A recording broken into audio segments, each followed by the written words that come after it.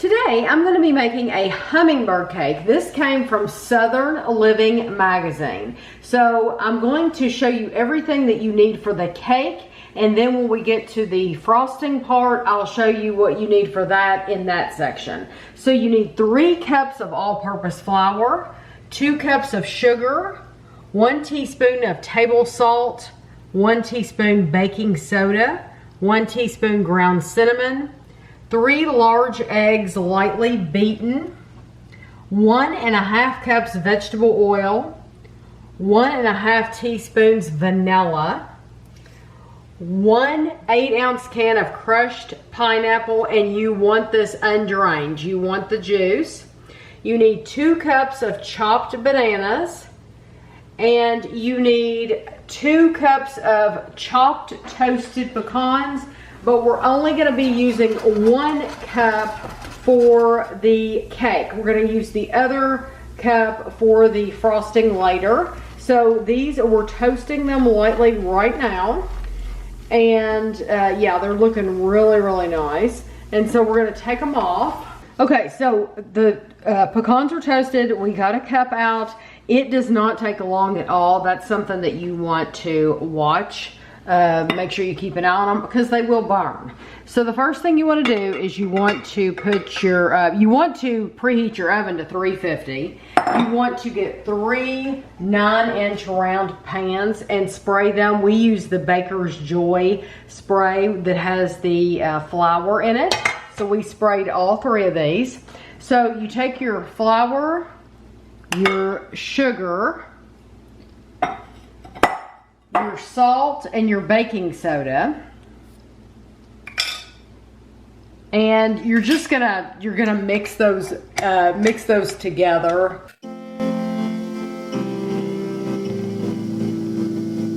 You want to add your 3 eggs and your vegetable oil.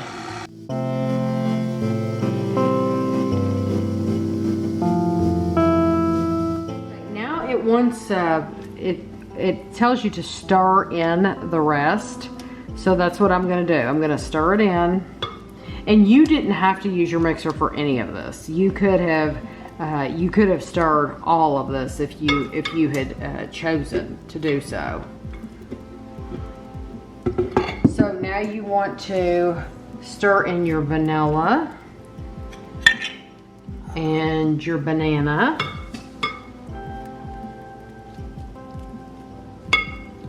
And the pineapple with the juice.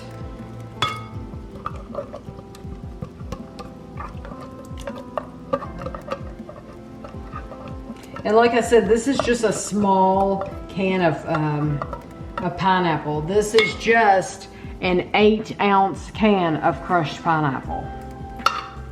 So stir this in. I think I'm going to need a spoon.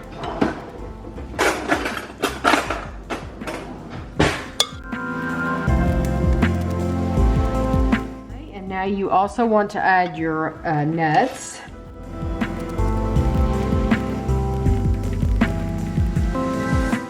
Since we have 3 pans here, you want to try to get these as even as possible.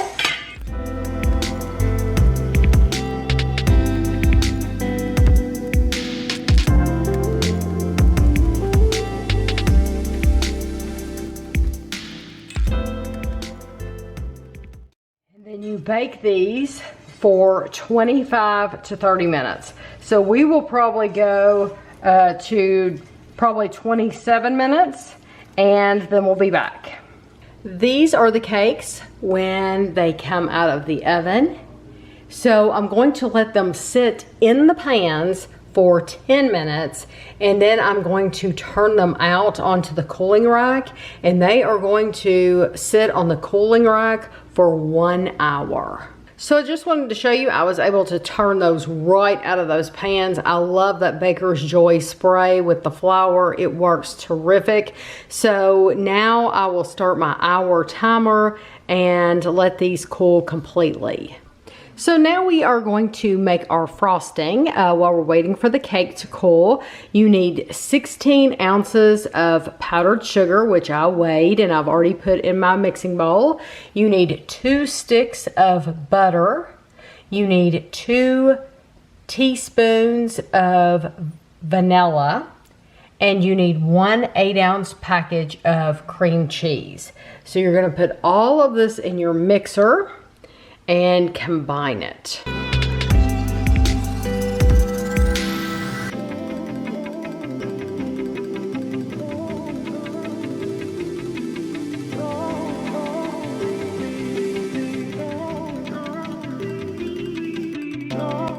have my first layer down here, and I think it came, this frosting came together so well. It was so easy to combine, was because everything was room temperature. Everything from the time I started baking the cake, I laid the butter out. I had the butter laying out on the counter, and I had the cream cheese laying out on the counter. So then by the time I needed to combine it, it was just so easy to combine, and it didn't take but just a second.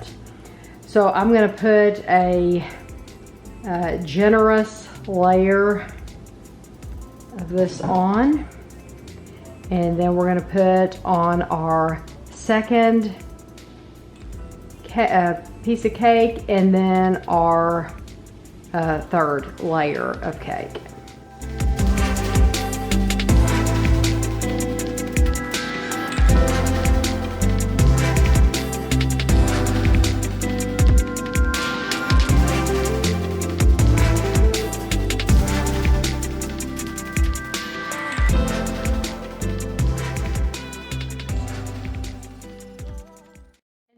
You will use the remainder. You have 1 cup of your nuts left, and you will use that to decorate the top. And also, just so you know, if you don't want to make your own frosting, you don't have to. You can, you could buy cream cheese frosting, Duncan Hines, Betty Crocker. You could absolutely buy that if you don't want to make your own. I just chose to make mine because I wanted to show you just how easy it was. Okay, I've cut us a very generous portion. Yeah, that's putting it lightly. Kevin was very surprised when he walked in, but it looks delicious. And you can see the pineapple. I'm wondering if you're going to be able to taste the banana.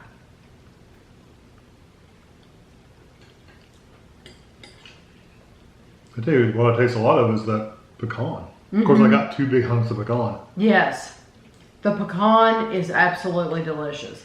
I love the frosting. The frosting, I think, sweet. Yes, so I do think if you buy it in the tub already made, I actually think it's sweeter. I think it's sweeter than this, but I still think this is perfect. The cake itself, though, I love the way they cooked very, very evenly. They look like big cookies, and so they didn't get a lot of rise on them or anything. It just, and they look like cookies when they came out. I had a bite just now that had a texture. It was a banana in there. Because I left them kind of chunky. In case the banana. Your mom used to make a cake that was similar to this. Yes, and you've made it for the channel. Yeah, it's similar in flavor. I don't know what it's called. It was the Italian cream cake. Yeah, that reminds me of this a little bit. Yes, it does, very much. And it's probably just because of the frosting and the pecans. Probably, but this is a delicious cake. This would be a good one to fix if you're going to have company over, or if you just want to make something special for Sunday dinner. You know, this is just a very nice cake. It wasn't hard to make either, really. It was it was a lot of ingredients, but it wasn't hard. No, not at all. And you're just dumping it all together, mixing it up, pouring it in the pan. So it's not even like you're having to take out egg whites, or you know, it's not like you're having to do anything difficult with it. Not hard cooking skills. No, you don't have to sift the flour or anything. So you're just dumping it all together and baking it. So it's really an easy cake to make. Yep. So very good, very sweet. If you've tried a hummingbird cake in the past, let me know. Did yours have the same ingredients? Did you do it any differently? But I hope you enjoyed the video, and thanks for watching.